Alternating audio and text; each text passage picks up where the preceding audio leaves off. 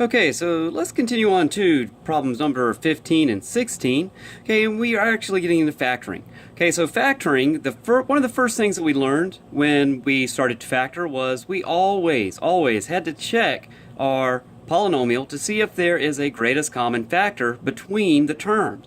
Doesn't matter if it's 2 terms, if it's 3 terms, or if it's 4 terms, or however many terms. We always have to check to see if there's a greatest common factor. So the greatest common factor is something that you can divide out of each one of these terms. Okay, so when we look at number 15, we have 7x squared and minus 28x. So right off the bat, I notice that there's x's in both of these terms. So x is part of my GCF. Okay, now also we have 7 and 28. So we can divide 7 from both of these numbers. Okay, so 7x is my GCF. To actually factor this, I'm going to take this 7x, I'm going to divide it from each term. Take 7x squared, divide it by 7x. Take this 28x, divide it by the 7x. Now our GCF comes out in front of our group, and what goes inside these parentheses is the quotient, or the leftovers, once we reduce these fractions. Okay, so our GCF is still out front. This first fraction, when we reduce it, 7 over 7, okay, those things cancel out. X squared over x, well, this is like an x with a power of 1. And we just subtract the powers. 2 minus 1 leaves us x with a power of 1. Go to the next one. We have 28 over 7, and that's going to be 4. And then the x's cancel out.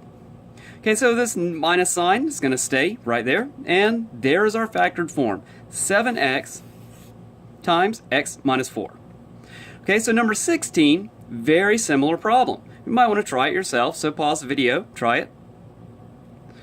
Okay, so now we can look at these two terms, and we notice that each term has an m.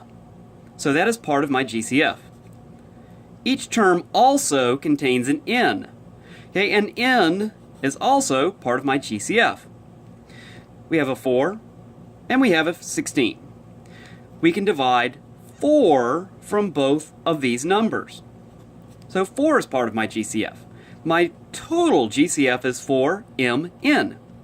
So now I just want to take that GCF and divide it from each one of the terms.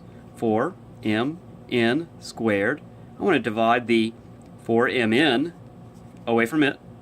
This 16mn, I also want to divide a 4mn away from that.